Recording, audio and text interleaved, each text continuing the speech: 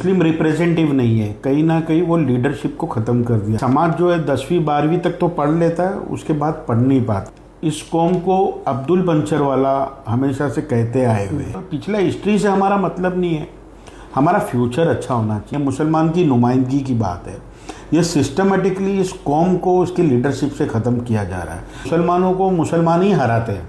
ठीक है, हमको धार्मिक मुद्दों में इंटरेस्ट नहीं है, हमको पढ़ने दीजिए ना। मुस्लिम आरक्षण के जो मुद्दा है, मैं कई साल से ना उस मुद्दे को मैंने छोड़ा नहीं हूँ।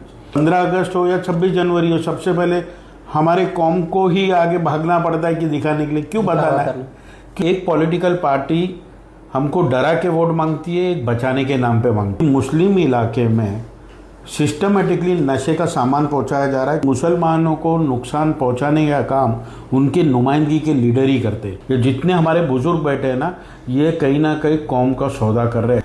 मुसलमान की एक कमज़ोरी है, उसको जज्बाती भाषण किसने दिया ना, मुसलमान उसकी तरफ हो जाता है। डिस्ट्रिक्ट में एक मुसलमान IAS और IPS ऑफिसर जरूर क्रिएट होना चाहिए। हर मुसलमानों को डॉक्टर बाबा साहब अम्बेडकर का धन्यवाद करते रहना चाहिए। अगर मैं मेरे समाज को इंसाफ नहीं दिला सकता तो मैं कोई पॉलिटिकल पार्टी में रहना भी नहीं चाहूँगा। शिक्षण, आरक्षण और संरक्षण, ये 3 मुहिम जो है मुस्लिम वेलफेयर एसोसिएशन का है। सीखेगा मुसलमान तो बढ़ेगा हिंदुस्तान। नमस्कार दोस्तों, स्वागत है आपका मेरे YouTube चैनल पंचायती पीपल में। इस वक्त हमारे साथ मौजूद है सलीम सारंग जी, जो एक मुस्लिम वेलफेयर एसोसिएशन के राष्ट्रीय अध्यक्ष है और साथ ही साथ राष्ट्रवादी अजित पवार गठ के महाराष्ट्र के उपाध्यक्ष भी है। तो उनसे हम जानेंगे कि आने वाले PMC चुनाव में उनका एसोसिएशन और साथ ही साथ उनकी पार्टी क्या रोल करती है माइनॉरिटीज़ के लिए और महाराष्ट्र में किस तरीके से काम करेंगे। तो सबसे पहले स्वागत है आपका मेरे YouTube चैनल पंचायती पीपल में।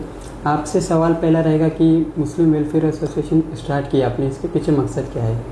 देखिए, मुस्लिम वेलफेयर एसोसिएशन हम स्टार्ट करने का मकसद ये है, कहीं ना कहीं अल्पसंख्यक समाज, अल्पसंख्यक में भी खास करके मुसलमान समाज जो कि एजुकेशन में बहुत पिछड़ चुका है और एजुकेशन में वो पिछड़ा है तो उसकी लीडरशिप भी डेवलप नहीं हो रही है।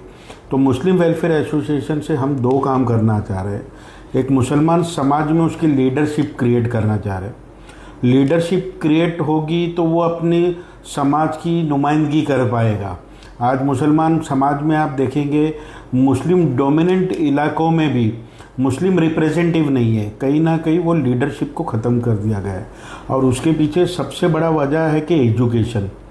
और ये समाज जो है 10वीं 12वीं तक तो पढ़ लेता है, उसके बाद पढ़ नहीं पाता है। लेकिन जब से हमने मुहिम शुरू की और काफ़ी लोगों ने इसके पीछे एक एफर्ट डालना शुरू किया है, पिछले 3-4 साल में आप देखेंगे IAS, IPS, UPSC civil services में मुसलमान की तादाद बढ़ी है।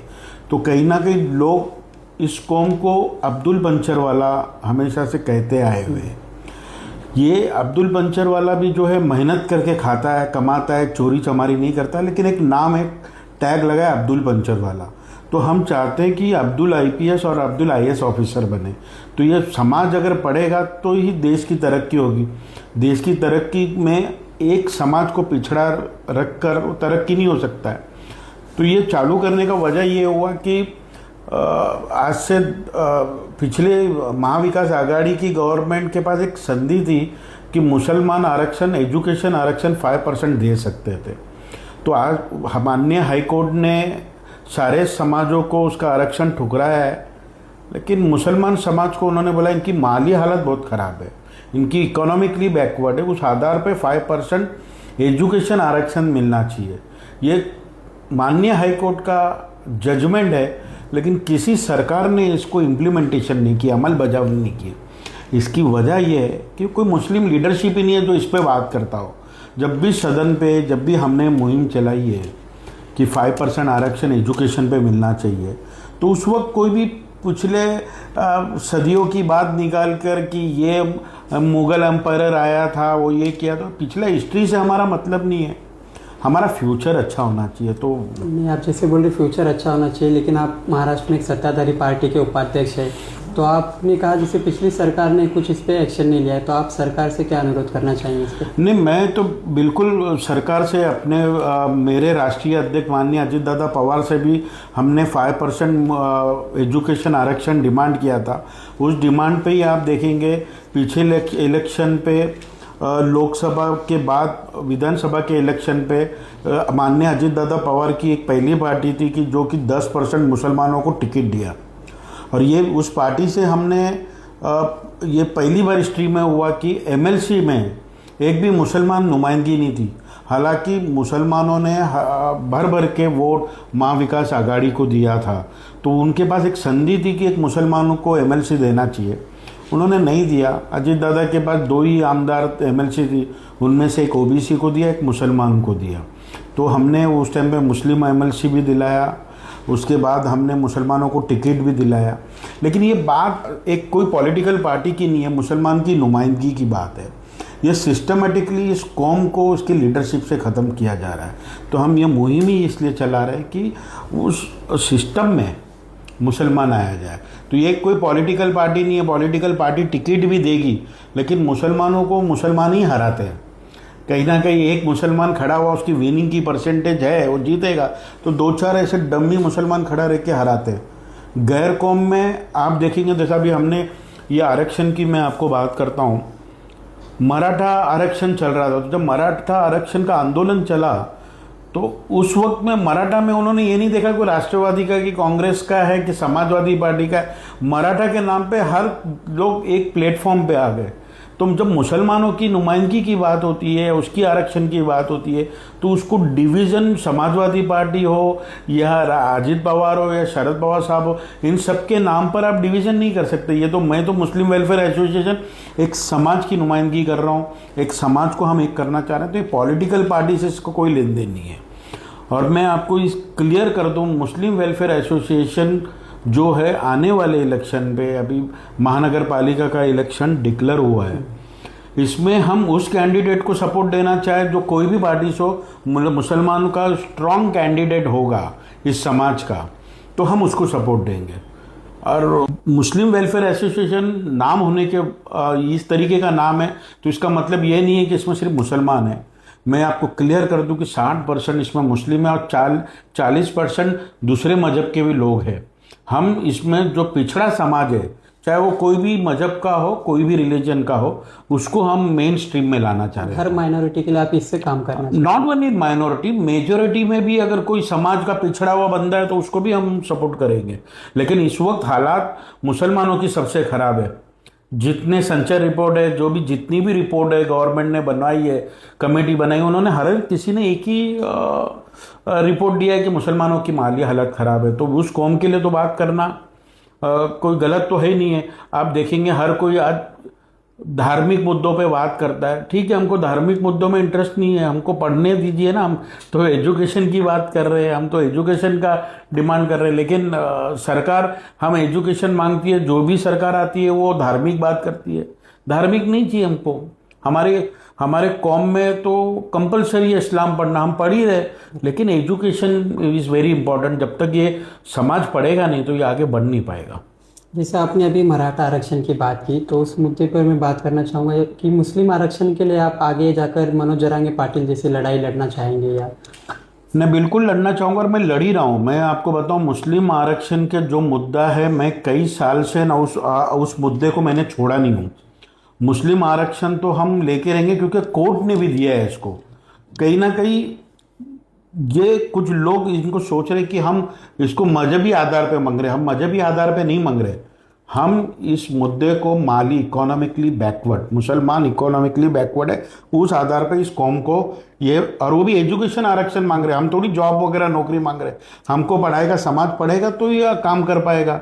और कहीं ना कहीं देखो, मुसलमान समाज की मैं एक चीज़ आपको ये बता दूँ, अगर आप इस समाज के बारे में जानना चाहो, आज लोग कोई भी इल्ज़ाम लगाए, कुछ भी करे, आज शहीदों में अगर आप सबसे ज़्यादा नाम पाओगे तो इसी समाज का पाओगे। यही समाज है जो शहीदों में शहीद हुआ है, हिंदुस्तान को आज़ाद करने में सबसे ज़्यादा नाम इस समाज का है। तो इस देश से इस समाज को प्यार नहीं है ऐसा नहीं है, लेकिन कहीं ना कहीं हमको मजबूर किया जा रहा है कि हमारी मतलब नेशनलिटी को जताया जाए कि हम हिंदुस्तानी है कि नहीं। अगर 15 अगस्त हो या 26 जनवरी हो, सबसे पहले हमारे कौम को ही आगे भागना पड़ता है कि दिखाने के लिए। क्यों बताना है भाई? हम हिंदुस्तान में जो सेक्रीफाइस किया है, बलिदान दिया है इस देश को आज़ाद करने के लिए, इस बलिदान की जंग शुरुआत करने वाला भी एक मुसलमान ही था।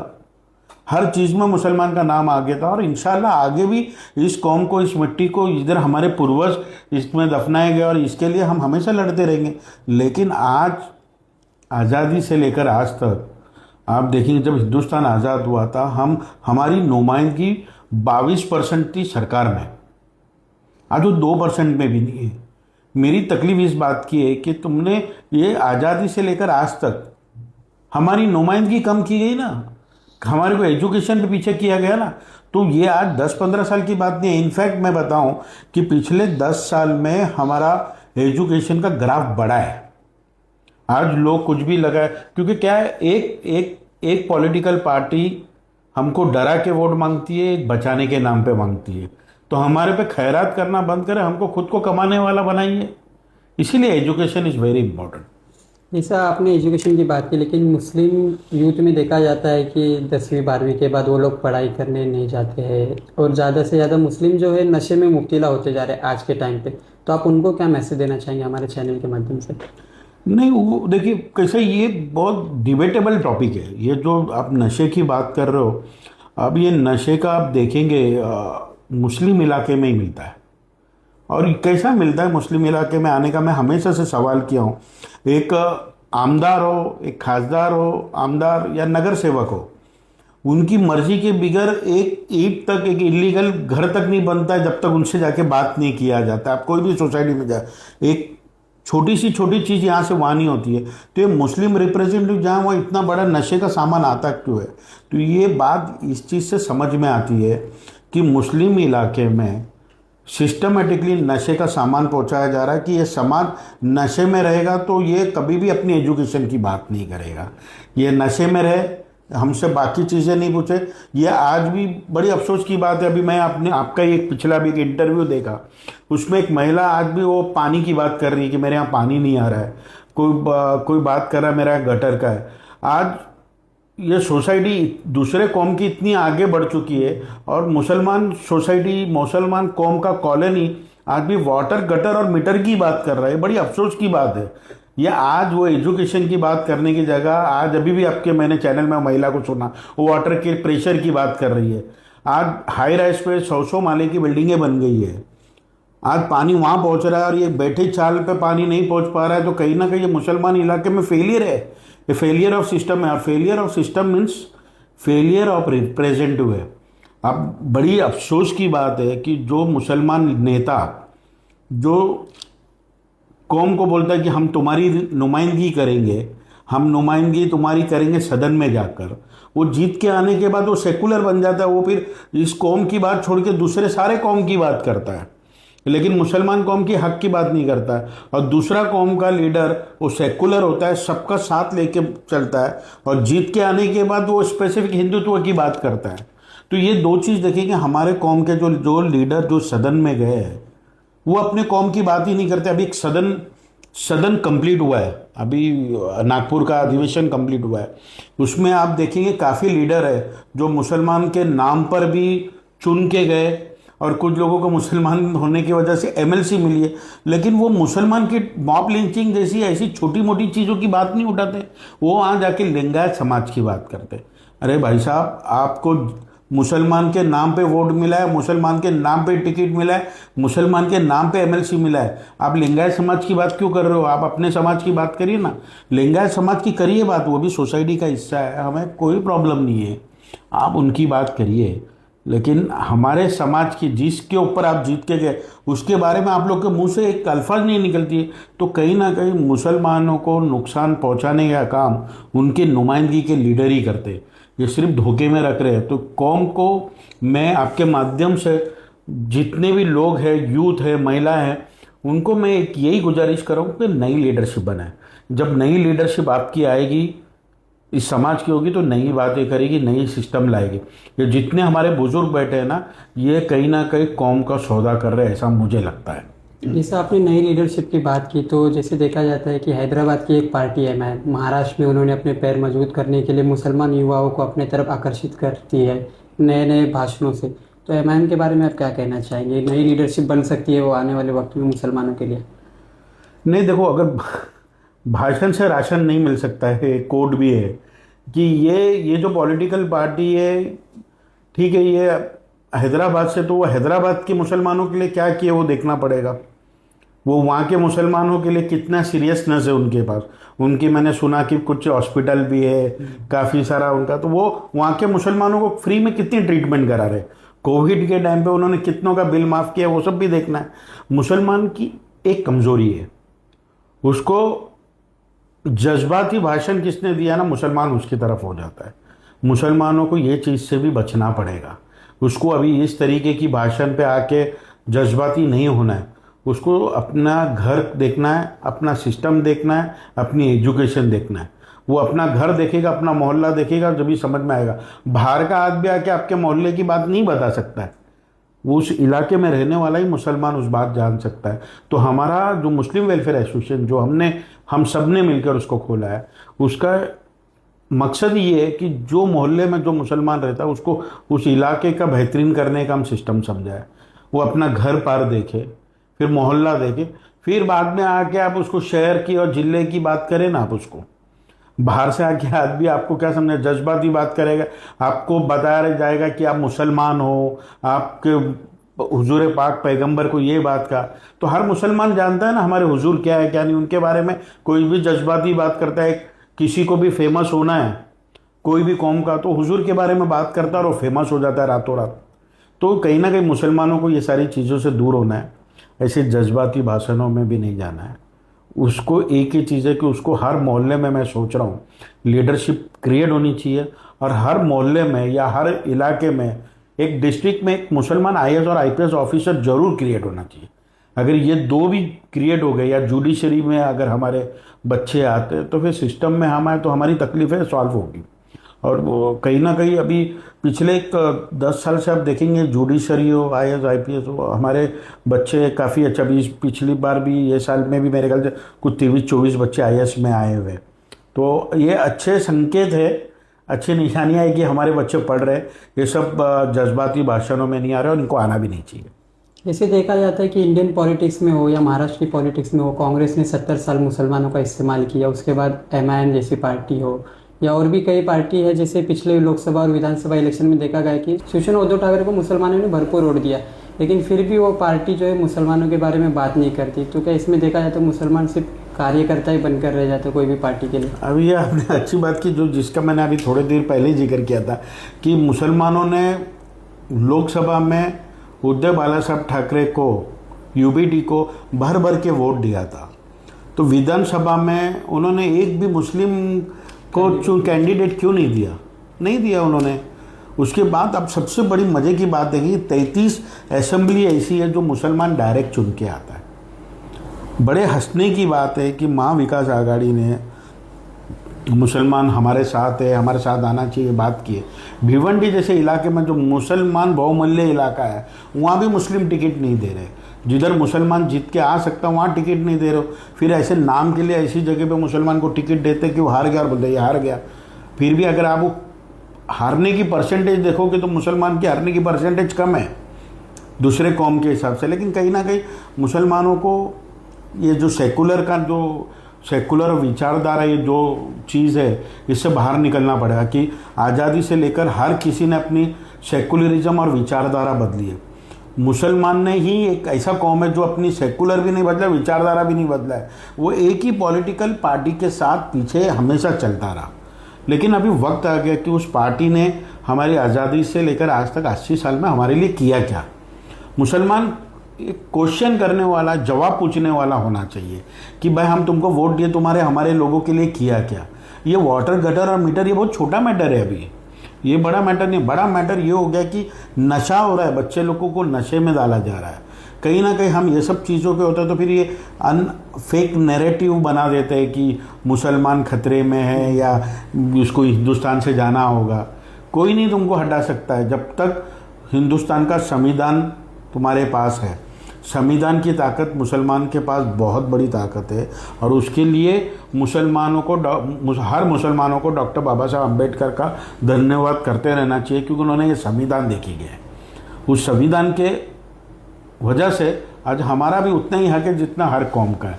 लेकिन आपको उसी से नहीं हटाया जा रहा है, आपको एजुकेशन से हटाया। मैं बार बार ये वर्ड बोलता हूँ कि एजुकेशन इज़ वेरी इंपॉर्टेंट। जैसे आप एजुकेशन की बात कर रहे हैं, तो मुस्लिम एजुकेशन में जब बात आती है तो हिंदुस्तान में एक चलता है कि मदरसा एजुकेशन और मॉडर्न एजुकेशन, तो इस बारे में आप क्या राय रखते हैं अपनी? देखिए, ये तो कोई दो राय नहीं कि मुसलमानों को दीनी तालीम कंपलसरी है, लेकिन ये भी ना हो कि हमारा कुरान हाफिज़ है, कुरान हाफिज़ बन चुके और वो बैंक में जाके अंगूठा मारे। ये भी ज़रूरी नहीं है ना वो अंगूठा मारे। उसके लिए मॉडर्न स्टडीज़ बहुत इंपॉर्टेंट है, जिसके लिए हमने वापस से मानने अजीत दादा के पास एक उनमें प्रपोजल रखा था कि मदरसा जो है उसको अपग्रेडेशन करो। हालांकि हर कोई बोलता है कि मदरसा को बंद करो, हर स्टेट, ये पहला स्टेट है महाराष्ट्र का जो कि मदरसा को हमने 10 लाख रुपए का अपग्रेडेशन दिया है कि वो मॉडर्न स्टडीज़ लाए। लेकिन फिर भी कॉम में कहीं ना कहीं आज भी वो ऑडिट रिपोर्ट वगैरह सबमिट नहीं कर रहे। अगर वो ऑडिट रिपोर्ट सबमिट करते हैं तो वो मदरसा को मॉडर्न स्कूल का कहीं ना कहीं अप्रूवल मिल जाता है, ऑटोमेटिकली वो स्कूल बन जाती है। तो मदरसा को आगे बढ़कर मॉडर्न स्टडीज़ करना चाहिए। लेकिन कहीं ना कहीं हमारे उलमाओं का भी वही हाथ आता है ना कि वो चाहते नहीं है शायद कि मुसलमान पढ़े। अगर वो चाहेंगे तो हर मदरसा में मॉडर्न स्टडीज़ को इंट्रोड्यूस करना चाहिए। बहुत से टाइम में देखा गया है कि मुस्लिम यूथ को जो है पढ़ाई करना रहता है, बट जो माइनॉरिटीज़ के लिए जो स्कॉलरशिप रहती है गवर्नमेंट की, वो वेबसाइट पर दिखती है, अपर लेवल पर दिखती है, बट ग्राउंड तक वो पहुंच नहीं पाती। तो इसके वजह से भी कहीं ना कहीं मुस्लिम यूथ जो है एजुकेशन से पीछे हट जाता है। तो इस बारे में क्या कहेंगे आप? नहीं, बिल्कुल सही बात है आपकी। मुसलमान समाज को अवेयरनेस भी नहीं है। वो पीछे इसलिए हटता है कि उसको पता नहीं कि कौन सी संस्था के पास जाके हम कौन सा डिमांड करें। और कोई जब स्कीम बनती है तो सिर्फ एक स्पेसिफिक कौम के लिए नहीं बनती है, स्कीम हर कौम के लिए बनती है। तो वही हम मुस्लिम वेलफेयर एसोसिएशन के माध्यम से लोगों को ये भी ट्रेन करना चाहते हैं कि आप अपनी डिमांड या जो गवर्नमेंट स्कीम है उसको कैसा पा सके। तो उसमें अभी मौलाना अबुल कलाम आज़ाद की भी एजुकेशन स्कीम है, तो उसको उसमें हालांकि कुछ कायदे कानून बहुत पुराने 15-20 साल से, उसमें कुछ चेंजेस की हम गुंजाइश देख रहे हैं कि कैसा गुंजाइश किया जाए, कैसे हमारे बच्चों को उसमें एजुकेशन में लाया जाए। ये सारी चीज़ें तो आपकी जो बात थी कि मुसलमान समाज को एजुकेशन में लाने के लिए ये स्कीमों की भी बहुत ज़रूरत है, क्योंकि माली हालत तो इनकी ख़राब है। तो इस पर वर्किंग तो चालू है। जैसे अभी आने वाले जो इलेक्शन है बीएमसी इलेक्शन में, उस बारे में बात करेंगे थोड़ा सा।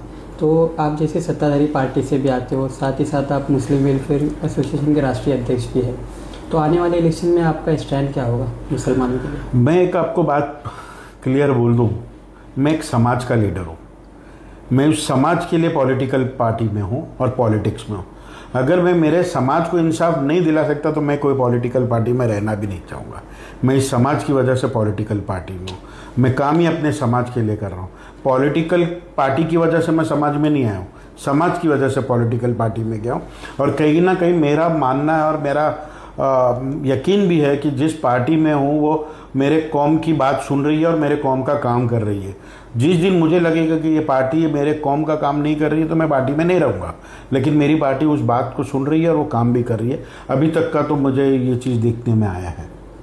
आप सरकार से मुसलमान समाज के लिए क्या मांग करना चाहेंगे? नहीं, सबसे पहले तो मेरा डिमांड में बताया ना कि 5% एजुकेशन आरक्षण है। मैं इसमें देखिए एजुकेशन सरकार से, उसमें रिजर्वेशन और प्रोटेक्शन, शिक्षण, आरक्षण और संरक्षण, ये 3 मुहिम जो है मुस्लिम वेलफेयर एसोसिएशन का है। शिक्षण, आरक्षण और संरक्षण, ये 3 चीज़ पे हम करना चाहते हैं। हम चाहते हैं कि मुसलमान समाज को भी एट्रोसिटी कानून में लाए। अगर ये कानून आना बहुत ज़रूरी है जिस पे मुस्लिम वेलफेयर एसोसिएशन वर्क कर रही है, एट्रोसिटी कानून पे। आप सबसे आखिर में जो मुस्लिम समाज जैसे यूथ हो या उनके पेरेंट्स हो, उनको आप सोशल मैसेज क्या देना चाहेंगे मेरे चैनल के माध्यम से? सीखेगा मुसलमान तो बढ़ेगा हिंदुस्तान, ये मैसेज देना चाहता हूँ। धन्यवाद आपका हमारे चैनल से बने रहने के लिए। दोस्तों, आप लोगों ने देखा ये थे सलीम सारंग जी, जो एक मुस्लिम वेलफेयर एसोसिएशन के राष्ट्रीय अध्यक्ष है। उन्होंने मुस्लिम समाज की जो भी कमियां थी वो सरकार से डिमांड करने की भी बात की, और साथ ही साथ उन्होंने मुस्लिम समाज के लिए जो एजुकेशन का आरक्षण है उसके लिए भी बात की।